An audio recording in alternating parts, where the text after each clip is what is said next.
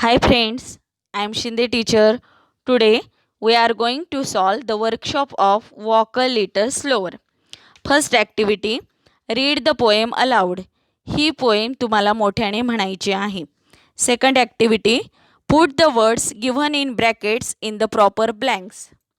कंसात दिलेले दोन शब्द योग्य मोकळ्या जागेत लिहायचे आहे. A. The dash is talking to its dash. Answer. The child is talking to its father. B. The dash is leading and the dash is following. Answer. The father is leading and the child is following. C. Someday the dash will become a dash. Answer. Someday the child will become a father. D. The dash does not wish to fall while following its dash. Answer. The child does not wish to fall while following its father. Second activity. Find and write pairs of rhyming words from the poem. कवितेतील rhyming वर्ड्सच्या जोड्या लिहायच्या आहे.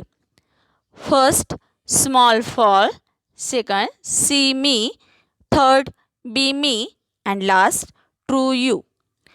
Third activity, the meaning of the words in the following pairs show that they are related.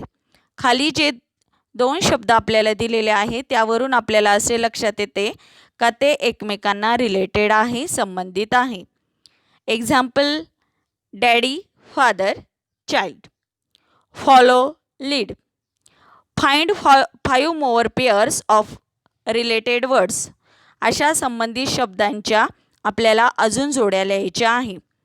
Teacher, student, doctor, patient, give, take. अजून येणाऱ्या जोड्या आपल्याला यामध्ये लिहायच्या आहे. Easy, hard, paper, pen, teaching, learning. For activity, the child in the poem request his father to walk slower.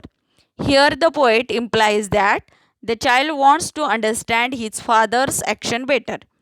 The child would like to act the same way but wants the father to be more understanding towards the child's needs. What is implied in the following lines? A, B, C, D या ज्या lines दिलेल्या आहे त्यामधून आपल्याला काय implies होते, काय सूचित केले जाते ते आपल्याला लिहायचे आहे. A आहे, sometimes your steps are fast. Answer. This line implies that sometimes the father takes a quick decision and action. B. Sometimes your steps are hard to see. Answer. This line implies that the action of the father cannot be understood by the child. C. I would want to lead just right. Answer. The child does not want to make any mistake while he will be guided in future to its own child. D. And know that I was true. Answer. The grown-up child is confident about his opinion, judgments and action in his life.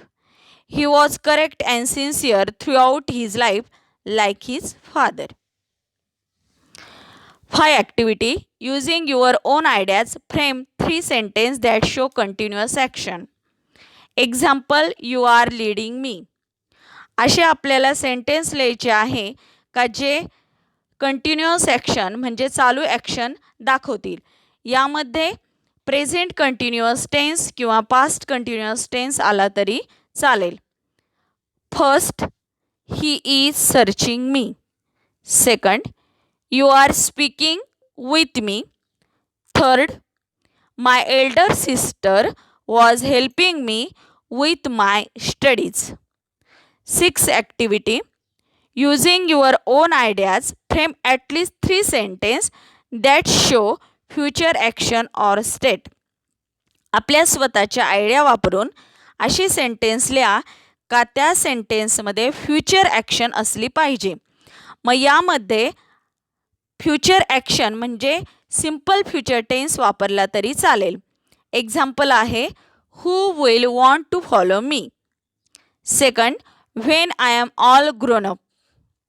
यामध्ये आपल्या मनाने future action असणारे sentence लिहायचे आहे. First आहे, who will want to participate in the competition. Second, I will complete it tomorrow. Third, when will he meet to me. 7 activity. Discuss the following and write the summary of your discussion in the form of bullet points. आता यामध्ये जे काही bullet points दिलेले आहे, जे ठळक मुद्दे दिलेले आहे, त्या ठळक मुद्द्यांवर चर्चा करून त्या चर्चेचा सारांश ठळक मुद्द्यांच्या स्वरूपात लिहायचा आहे. ए आहे, how are certain ideas, customs, knowledge pass on from one generation to the next. एका पिढीकडून दुसऱ्या पिढीकडे काही निश्चित अशा कल्पना, कस्टम्स मीन्स रूढी, नॉलेज ज्ञान कसे पास केले जाते यामध्ये लिहायचे. बघा, ज्या रूढी परंपरा ज्या असतात किंवा ज्या निश्चित अशा ज्या कल्पना असतात, ज्ञान असतं, ते एका पिढीकडून दुसऱ्या पिढीकडे कसं जातं ते आपल्याला लिहायचं आहे. First, preserved by forefather and pass on to new generation. Second, continue to exit till this date. Third, mythological literature म्हणजे पौराणिक वाङ्मयातून एका पिढीकडून दुसऱ्याकडे जातं. मेथॉलॉजिकल लिटरेचर, वेदाज, फॉकलॉर्स म्हणजे पूर्वापार आलेल्या समजुती किंवा कहाण्या यामधून पास केलं जातं. फेबल्स बोधकथेतून पुढे येत राहतं. Cultural values into them आणि कल्चरल जे सांस्कृतिक जी मूल्य असतात, सांस्कृतिक मूल्यातून सुद्धा असे काही रूढी परंपरा असतात त्या आपल्यापर्यंत येतात. पुढचं पॉईंट आहे, known to them through celebration of festival and religious ceremonies. म्हणजे जे सेलिब्रेशन असतात फेस्टिवलचे, जे उत्साह असतात, आपण जे साजरे करतो सण वगैरे, त्यामधून सुद्धा आपल्याकडे पुढे त्या परंपरा येतात. किंवा रिलिजियस सेरेमनी, धर्मासंबंधी जे सेरेमनीज असतात, जे समारंभ असतात, त्यातून सुद्धा रूढी परंपरा येतात. आणि लास्ट आहे, every community want to preserve their cultural heritage. Cultural heritage म्हणजे सांस्कृतिक वारसा. सांस्कृतिक वारशामधून सुद्धा रूढी परंपरा आपल्यापर्यंत येतात. बी क्वेश्चन आहे, is it necessary for children to follow the footsteps of their forefathers? If yes, why? Why is it sometimes necessary to change the old ways? बघा, या क्वेश्चनचं मीनिंग आहे, is it necessary for children to follow the footsteps of their forefathers. म्हणजे जे पूर्वज असतात, जे आपले पूर्वज आहे, त्या पूर्वजांकडून आलेले जे फूटस्टेप्स आहे, त्या फूटस्टेप्सच्या फॉलो करणे हे खूप गरजेचं आहे का? इफ यस, व्हाय? जर तुमचं उत्तर यस असेल तर का? आणि पुढे असे म्हटलेलं आहे, why is it sometime necessary to change the old ways. ज्या जुन्या परंपरा आहे किंवा जुन्या ज्या समजुती आहे, त्या जुन्या समजुती बदलणं किती गरजेचं आहे आणि का गरजेचं आहे. आता बघा, त्यामध्ये आपल्याला ज्या आपल्या फूटस्टेप्सचं का आपण फॉलो करणं हे किती नेसेसरी आहे ते अगोदर लिहू. Yes, it is necessary to follow the footsteps of our forefathers because of its importance in life and the moral values it involves. त्याच्यामध्ये मॉरल व्हॅल्यूज जे असतात, नैतिक मूल्य असतात, ते इन्व्हॉल्व असतात. म्हणून त्या फूटस्टेप्सचं फॉलो करणं खूप गरजेचं आहे.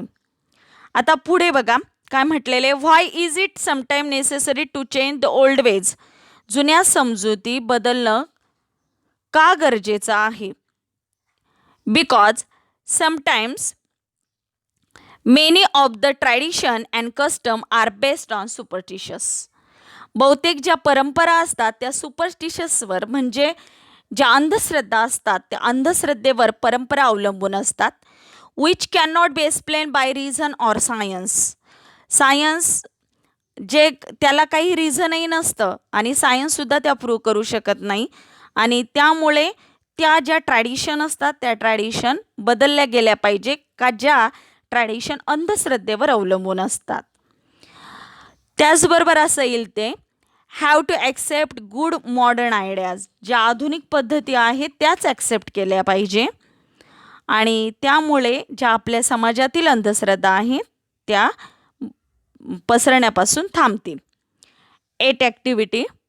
Do you have a role model? What quality do you appreciate in your role model? तुमच्या जीवनात अशी एखादी आदर्श व्यक्ती आहेत का? What quality do you appreciate in your role model? To appreciate म्हणजे कौतुक करणे. अशा आदर्श व्यक्तींच्या कोणत्या क्वालिटीजचं कोणत्या गुणांचं तुम्ही कौतुक कराल? त्या कौतुक करण्यासाठी कौतुक करण्यासारख्या कोणत्या गोष्टी आहेत? हा पर्सनल रिस्पॉन्स आहे आणि हा एक्झामला येऊ शकतो. Answer yes, I have a role model. My role model is my father. The qualities that I appreciate such as punctuality म्हणजे वेळेची पाबंदता, ऑनेस्टी प्रामाणिकता, डिसिप्लिन शिस्त, कॉन्फिडन्स आत्मविश्वास, हार्डवर्क म्हणजे मेहनत, पोलाइटनेस नम्रपणा, डेडिकेशन समर्पण. ही अंडरस्टँड एव्हरी माइंड्स ते प्रत्येकाचं जे मन असतं ते समजून घेता. He completes his work with sincerity आणि ते सिन्सिअरिटीने ते त्यांचं काम कंप्लीट करतात. 9. Think of an occasion when you did not like the decision action of your family members but realise later on that they were right. Right about it in 5 and 8 lines. यामध्ये आपल्याला लिहायचं आहे think of an occasion. एखादा प्रसंग आठवा. When you did not like the decision and action of your family members. तुमच्या कुटुंबातील सदस्यांचं डिसिजन तुम्हाला अजिबात आवडलेलं नव्हतं. बट रिअलाइज लॅटर पण नंतर तुम्हाला रिअलाइज झालं, नंतर तुम्हाला जाणीव झाली on that they were right ते अतिशय बरोबर होते. तुम्हाला त्यावेळेस डिसिजन आवडलेलं नव्हतं पण नंतर लक्षात आलं का ते त्यांच्या ॲक्शनशी अतिशय बरोबर होते. Write about it in 5 and 8 lines आणि 5 ते 8 शब्दामध्ये लिहा. Answer I remembered one such occasion. I remember one such occasion मला एक प्रसंग आठवतो. When I was in class 7th my parents had advised me to study regularly before exam and to prepare a proper schedule, but I ignored it and also avoided study. After exam, I came to know I scored poor marks. Hence, I realized that my parents were right. 10 activity. Within 2 minutes, write as many phrases or sentence as you can using a little. खालील ॲक्टिव्हिटीमध्ये a little हा शब्द वापरून phrases लिहायचे आहे आणि त्या 2 मिनिट्समध्ये लिहायचे आहे. इथे त्यांनी लिहून दाखवलेले आहे. A little later, a little higher, a little to the left, wait a little longer and just a little. अजून फ्रेजेस यामध्ये येतील. A little louder, a little distance away, a little while ago, a little rain, a little efforts, a little story, a little moment. Okay friends, In next video, we will see the next lesson. Thank you for watching.